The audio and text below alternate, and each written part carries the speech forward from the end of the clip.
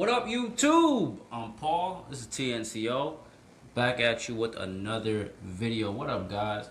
I seen the subscriber count jump tremendously last couple of days, so I'd like to thank a lot of people who did decide to subscribe to the channel. Very much appreciated. Usually this is how I like to do, the videos, but sometimes I don't get the chance, so I do it a little bit differently. So let's jump right into it. Eric Holder. Eric Holder is, I guess, officially charged with the murder of Nipsey Hussle. So what is he currently facing? He's facing 1 count of murder, 2 counts of attempted murder, and 1 count possession of firearm by a felon. Now, let's say even if he doesn't get the murder charges, which I do believe he will. Let's say even if he doesn't get it, because he has had a prior felony, or he's had a prior conviction, he has done some prison time before this, he would still get, in the state of California, up to 3 years in jail and $10,000 fine, which it's nothing. So compared to what he has done, that's absolutely nothing. So I do hope that he is looking at life in prison, and I do hope that's what he gets. I usually try to be like unbiased as possible with all the videos, but this one has I guess cut deep for a lot of people, especially seeing that when the whole situation happened with Nipsey and when his life was like taken from him, he wasn't just there, like goofing off or looking for some type of beef or popping off at anybody. Nipsey was there because he was actually helping out a friend. A friend had just came out of jail, and he was actually looking to help that friend and get him some clothes and get him some nice apparel and make him look nice. The guy was just coming out of prison. And that's why Nipsey was there by himself. He didn't tell anybody, he didn't call no security, and he didn't do any of that by himself. What's crazy is Nipsey's, I guess, business partner, guy that, I guess runs the store with him, was there at the scene, and he said that he had just walked into the store, like when the whole situation happened. He said he walked into the store, and like 3 seconds maybe passed by right after he walked into the store, and that's when he heard the gunshots go off.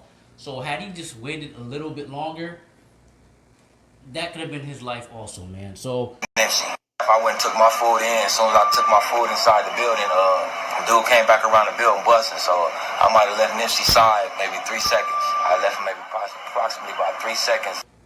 What's currently being reported at is he is being represented by a guy, I believe his name is Chris Darden. He is actually the former lawyer. He was part of the whole O.J. Simpson case. You guys already know the whole case. But he's one of those. He's the lawyer from that case, and he's the guy who's actually representing Eric Holder in his case currently. I did get some video for you guys, so check that out. Not guilty plea on his behalf? Yes, he's not in your official application form. That will be entered. And what is your request, sir? May 10th, Friday, for an additional plea. Sir, you have a right to have a speedy preliminary hearing on the charges against you. 10 court days or 60 calendar days from today, the date of your arraignment. Do you understand you have that right, sir? Do you waive and give up that right? We're asking if that be a 030. That's fine. That would be a 030 date. Do you waive and give up that right, Mr. Holder? Yes. Counsel join? Yes. Then I will, as requested, calendar the matter back in this courtroom on May 10th. You won't have a hearing on that day, but you'll have a right to have it within 30 calendar days of that day. Bail currently is set at $5 million. Did you wish to be heard as to bail today, Mr. Darden? No, Your Honor. All right, that will stand without prejudice. Is there anything else on behalf of your client today? No, Your Honor. Now, after seeing that, I'm just trying to figure out exactly how did he get that guy to represent him. Also, it was reported that his bond was set to about $7 million earlier, but now it's being reported that it's only been set to $5 million. And as some of you guys may know, some of you guys might not know, usually you only have to pay like 10% of that bond, which would be about $500K. That's not only, that's a lot of money, but he'd have to pay about $500K, I guess, to get, I guess, some type of daylight or some type of freedom exactly before his case, which I'm actually surprised that with all the evidence and all the stuff that they do have like against him, that he even got the chance to get bail. But that's exactly what I got for you guys so far on that case. Once again, like I said, we always gonna keep pushing, and when I get some more, I'm gonna come back with you guys. Also, Jussie Smollett. This guy can't seem to stay out of the spotlight.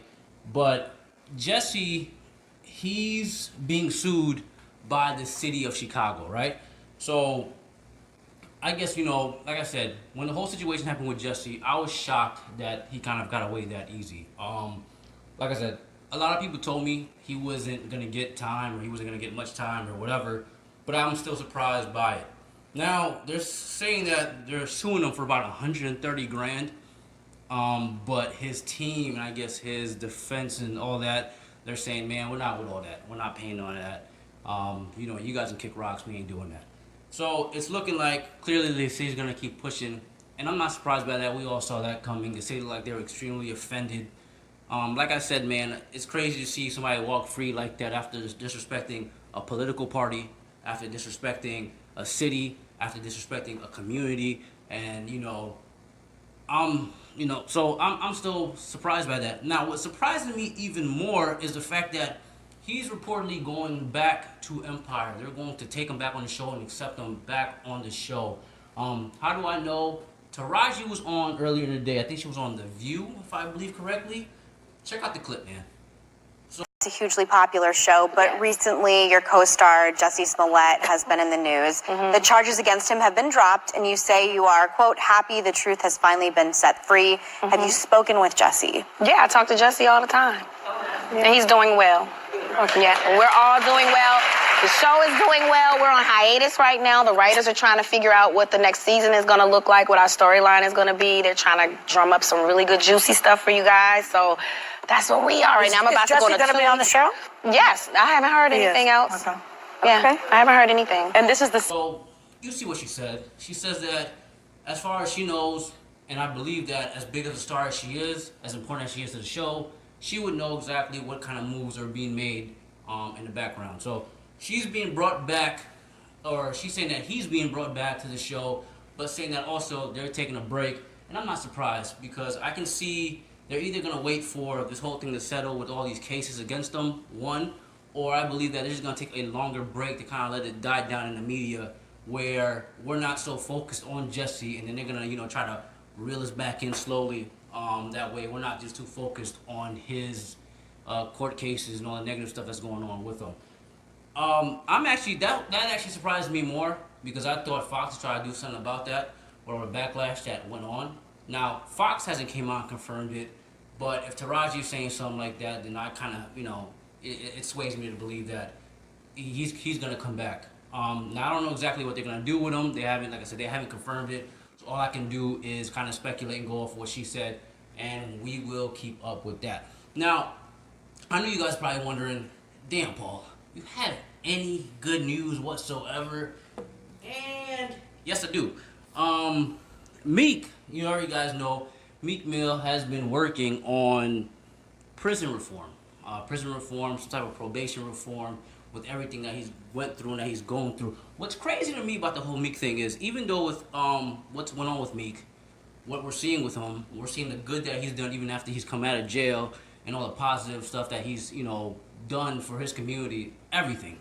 Meek is still under, like, I want to say probation, and he still has that whole court thing, on his record. They haven't removed that from his record, and he's still going through that whole court case and everything. So at any given moment, if Meek has done something wrong and the court system feels like, hey, bruh, you messing up, or you did this and you shouldn't have, Meek could easily go right back to prison tonight, now, anytime.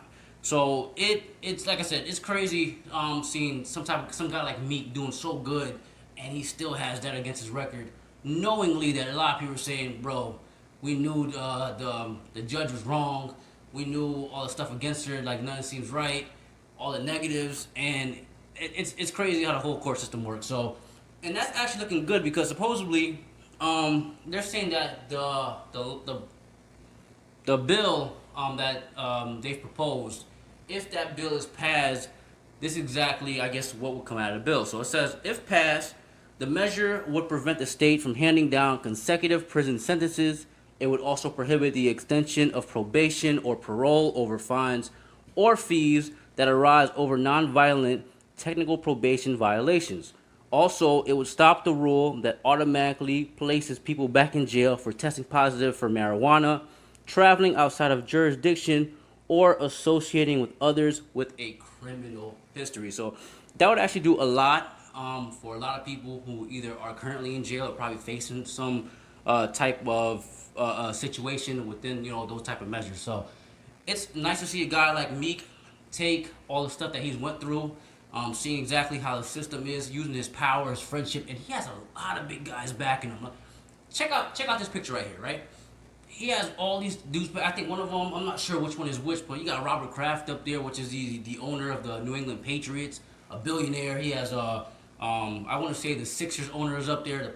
He's like the part owner of the Sixers, another billionaire. So he has like a lot of really big guys up there, and he's doing a lot of good, man. So it's nice to see that he's using his experience to do good for the community, not just for his community, but just people in general going through this.